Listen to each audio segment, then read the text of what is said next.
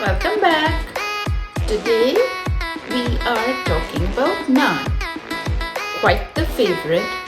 Oh my god, I have some freshly made naan here. It smells so good. And it's leavened bread. In that we are using yeast. My method is simple. It's a skillet based version. And it develops a very deep texture because I let it cold rise for 2 or 3 days. So here you have it, naan, soft, chewy, leavened flatbreads. Let us see how we make them. The first step in making naan is proofing the yeast. Start with warm water, add in a little milk and sugar. Stir in the yeast. In this case, I use rapid rise yeast. Mix it in well, cover and allow the yeast to proof. It is a good thing to do this to ensure that the yeast is strong. You want nice bubbly action for well fermented and risen naan. Cover this and set this aside. In the meantime, work with the flour. Start with 2 cups of all-purpose flour, mix in some salt. Work in 1 tablespoon of melted butter or ghee. Work all of this in.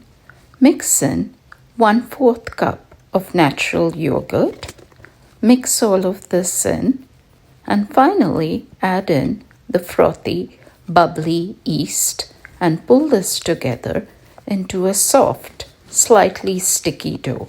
This is fine. It will loosen when you cover it and let it rest. Work in 1 egg as the final mixture. See how soft and sticky it is? Give it all a very good mix. Cover this and set this aside to rise for 2 hours. This is essential even though this is followed by a cold rise in the refrigerator.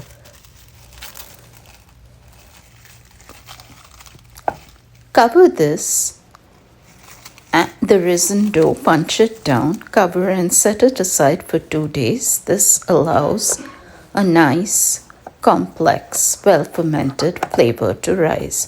Before you are ready to use the naan again, the dough, bring it out and bring the dough back into room temperature. Give it kind of a nice knead.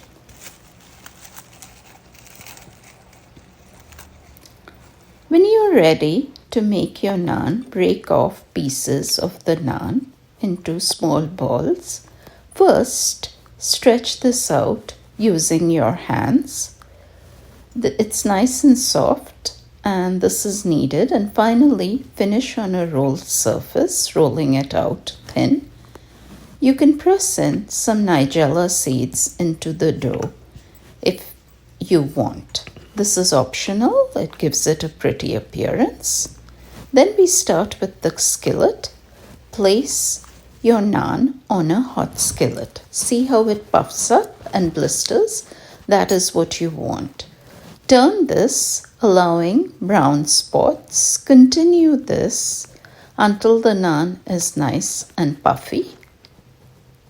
And when it's ready, you can finish this by smearing the naan with a little bit of olive oil or butter. It's not necessary, but it just adds a little more richness. And finally, your stop naan is ready to use.